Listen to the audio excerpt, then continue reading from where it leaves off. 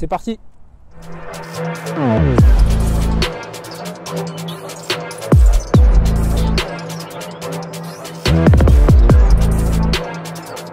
Alors j'ai commencé le foot à Blagny-Carignan, un petit club à côté de chez moi. Donc voilà, je profitais, c'était vraiment le foot plaisir. Et au bout de 4 ans, donc, j'intègre l'école de foot de Sedan, puis le centre de formation. Donc c'est toujours à côté de chez moi. Et voilà, au fil des années, ça commence à devenir de plus en plus sérieux. Et mes années se passent super bien, j'y reste 9 ans. Je suis un peu dans mon cocon. Voilà, ma famille est à côté et avec les entraîneurs, c'est juste génial. Que des bons retours, etc. Et mon parcours du coup se termine sur une année U19 nationaux. On fait une superbe année, on a une génération incroyable. Je suis capitaine personnellement et voilà, donc à tous les points je dirais ça se passe super bien et on termine l'année sur une finale de Gambardella dans un parcours où on élimine le PSG de Kingsley Coman et bon, il était déjà incroyable à l'époque. Et donc on va au Stade de France, c'est vraiment l'apothéose pour je dirais tous les jeunes footballeurs, je pense qu'ils rêvent d'aller au Stade de France un jour. On y a été, c'était une expérience inoubliable. Malheureusement on perd face à Bordeaux 1-0. Donc après cette finale, malheureusement notre club de Sedan fait faillite. Donc on se retrouve tous un peu à la rue, des joueurs comme Valentin Jacob, Niort, Kader Bamba ou Cheikh Traoré qui sont aussi en pro actuellement.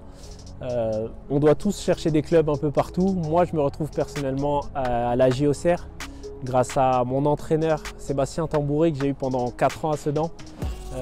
Donc voilà, on se retrouve là-bas, c'est un entraîneur avec qui on a eu beaucoup d'affinités, ça s'est passé super bien. Malheureusement pour moi, à Auxerre, l'aventure est totalement différente. Je reste que 1 an, c'est vraiment l'année décisive où je dois absolument aller en pro à la fin. C'est pas du tout le cas, je découvre ce qu'est vraiment la concurrence, je dirais. Ça n'a rien à voir avec Sedan et donc à la fin de cette année-là à Auxerre, on me dit que voilà, l'aventure s'arrête. Donc je quitte Auxerre. Du coup, je me retrouve à Virton, à côté de chez moi, donc je retrouve ma famille. Et donc, je commence d'abord avec l'équipe réserve. Pour moi, c'est un peu difficile, on va dire, à ce moment-là, parce que j'ai connu que des centres de formation professionnels. Et à ce moment, la Belgique est, je dirais, un peu en retard sur ce plan-là.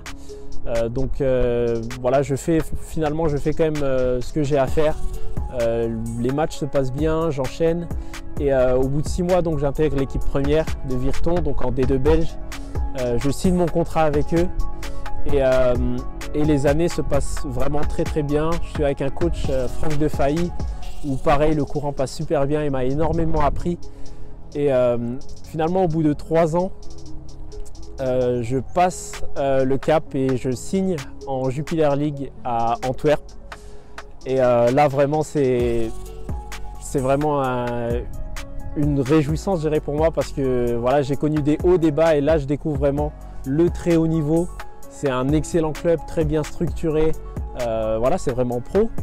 Et je tombe sur un coach, Laszlo Bologna, où là, du coup, c'est vraiment totalement différent.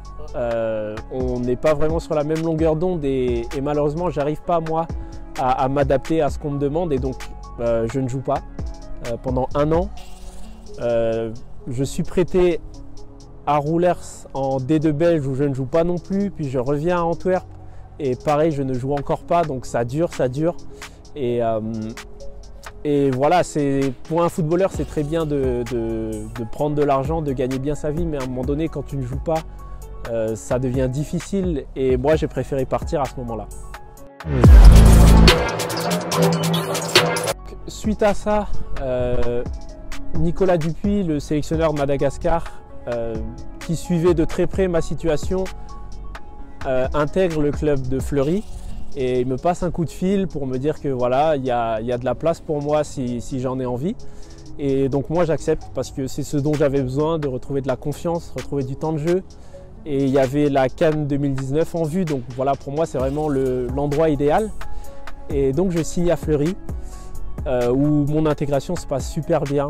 On a un très bon groupe qui change beaucoup au fil des années, mais à chaque fois ça a été vraiment des très bons gars.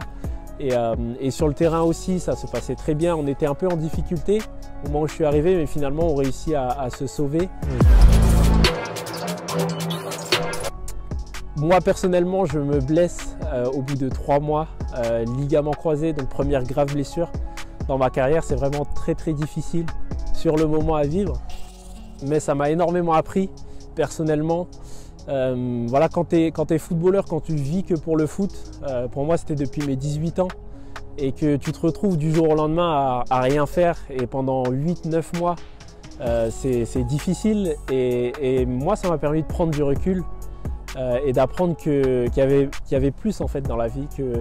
Je pense que Dieu m'a vraiment appris à être reconnaissant pour ce que j'avais, pour ce que je vivais, et ça peut paraître bateau, mais aujourd'hui c'est lui qui a la première place dans ma vie et plus le foot, et ça me permet de monter sur le terrain sans aucune pression, de monter et de profiter en fait, vraiment de profiter, que je sois en N2, en équipe nationale ou même en Ligue 1, je suis reconnaissant et je profite pour ce que j'ai. Donc après 8 mois, je retrouve les terrains, c'est vraiment une joie, et je retrouve le groupe aussi.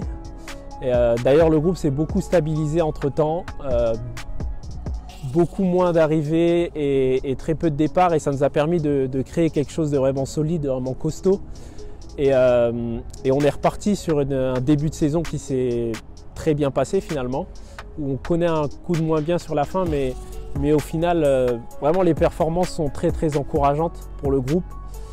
Après voilà, le Covid nous a stoppés. Donc voilà, on a continué à s'entretenir, à s'entraîner tous ensemble.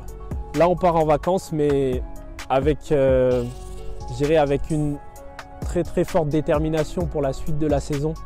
On est vraiment motivés, on a des objectifs clairs, et on pense qu'on peut les atteindre. On pense vraiment qu'on peut les atteindre avec le groupe qu'on a, avec les qualités qu'on a. Voilà, si on fait le travail correctement, je pense vraiment qu'on peut faire quelque chose de très beau pour cette fin de saison. J'ai honoré ma première sélection en juin 2015 face à la RDC, le Congo.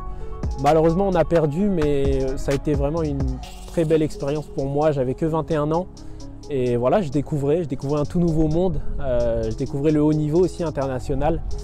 Donc voilà, ça m'a beaucoup appris.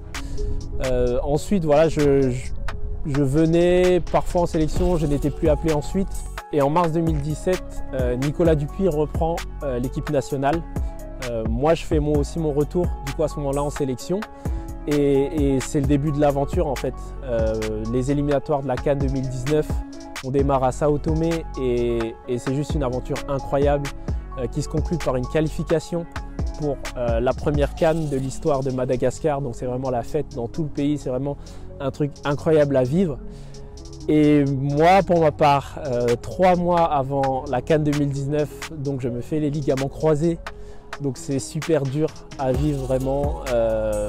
Mon monde s'effondre un peu entre guillemets, mais voilà, les gars font un excellent parcours. Et c'est vraiment une fierté d'avoir fait partie de ce groupe. Et depuis 2 mois, donc j'ai retrouvé l'équipe nationale par un match au Burkina Faso, puis ensuite une double confrontation face à la Côte d'Ivoire.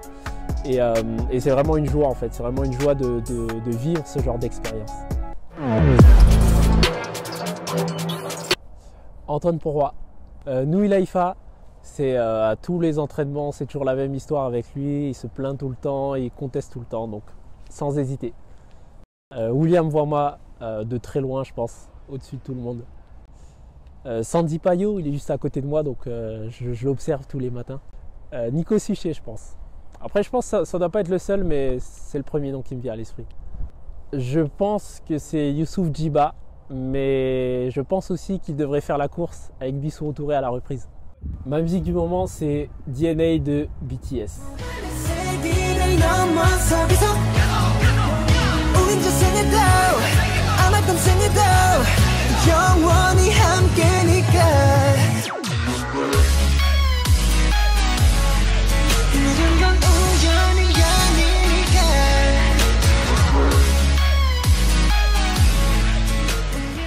Mon interview est terminée. Prenez soin de vous, passez de bonnes fêtes. 세기를 넘어서기서